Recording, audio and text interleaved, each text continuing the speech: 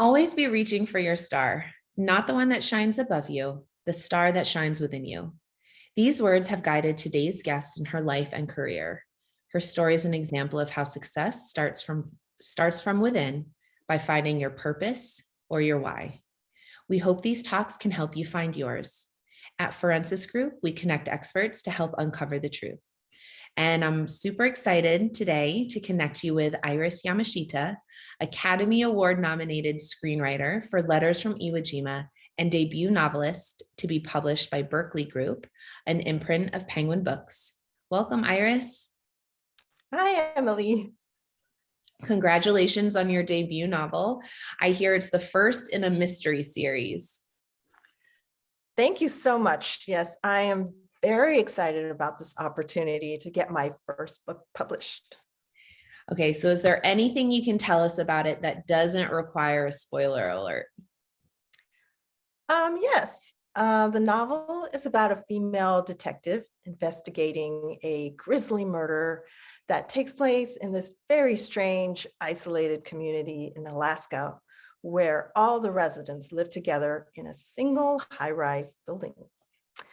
And believe it or not, the town is inspired by a real place, but of course, in my fictional story, it's populated with this very odd cast of characters. And it seems like everyone has something to hide, including the protagonists.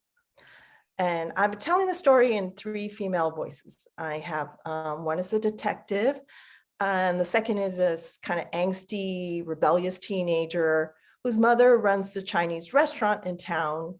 And then the third is a resident who has a mental disorder. She speaks in word salads, and she also has a pet moose. So many interesting characters. That sounds awesome. I can't wait to read it. So like so many famous screenwriters, you started with a bachelor's degree in bioengineering and a master's in mechanical engineering. And then you were working in web development. Is that right? Yes, it was a very long detour. I don't know if I would recommend this method for all writers, but I think I was finally able to make a living doing what I love. Yeah. So when did it occur to you that that career path was not the one for you? Well, I had always loved writing since I was really little, but having Asian parents, of course, I had to earn my engineering degrees. But I think I always knew in my heart of hearts that I was a writer and not an engineer. And when you consider that today I can barely calculate a tip, but I can break down a story pretty well, I think. So I must have made the right decision. Yeah, it sounds like it. So you kept your day job and then you took writing classes at a UCLA extension at night. Yes, that's correct. I had minored in writing in my undergrad because it was, writing was just in my nature.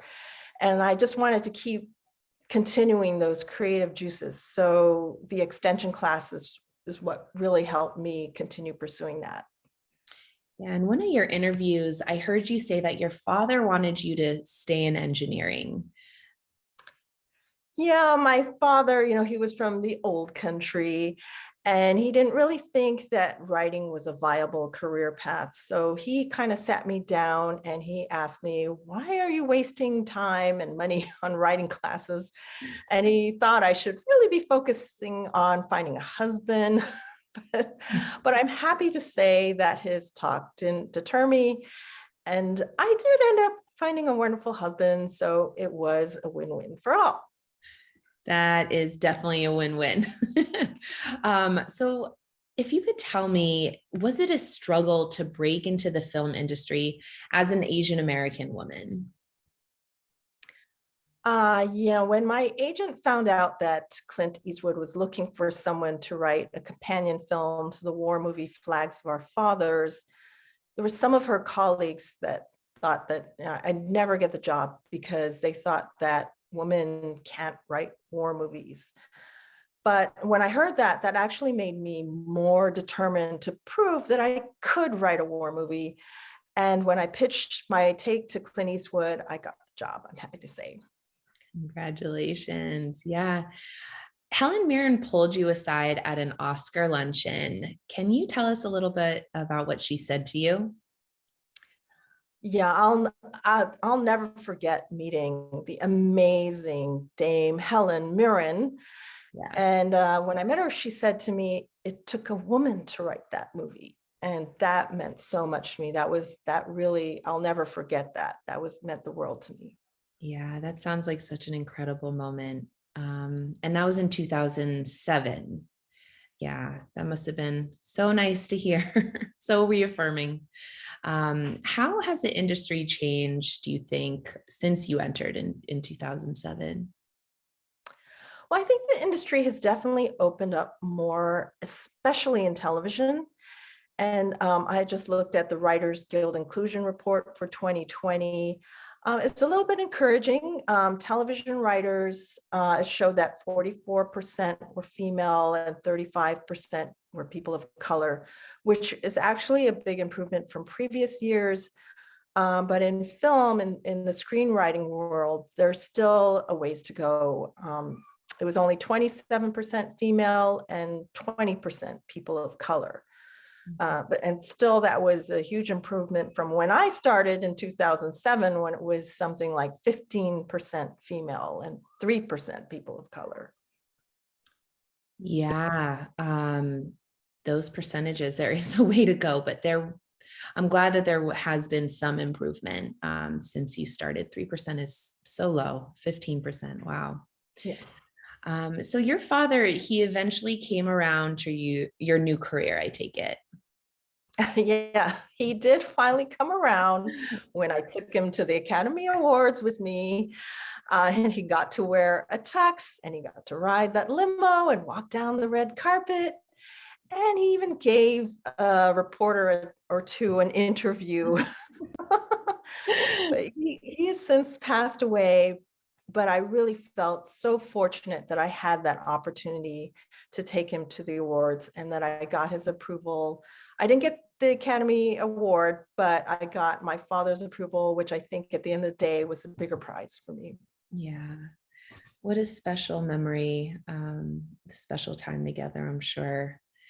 So, Iris, I wanted to talk to you about something that's been front of mind for me for a while now, and that's the alarming increase in violence against the AAPI community. And I know a number of your projects explore historical anti-Asian racism. Can you tell me a little bit more?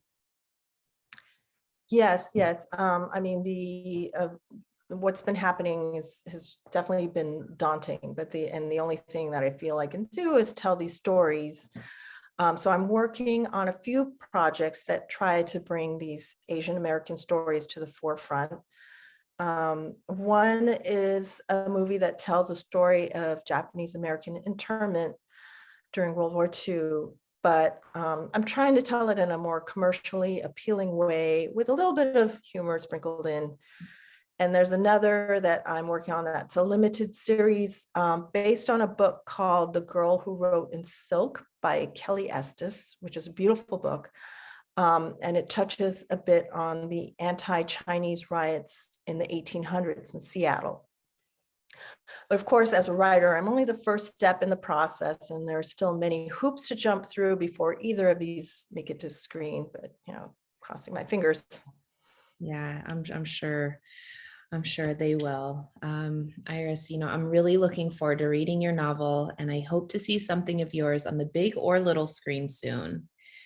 Oscar nominated screenwriter and debut novelist, Iris Yamashita, it's really been a pleasure and an honor to speak with you today. Thank you for telling us your truth. Thank you so much for having me. It was such a great privilege speaking with you today. Thanks, Emily. Thanks, Iris. This has been another in a series of opportunity talks from ForensisGroup. Our purpose is to connect you with experts who can uncover the truth and make a difference in your case, your life, and the world. We'll see you next time.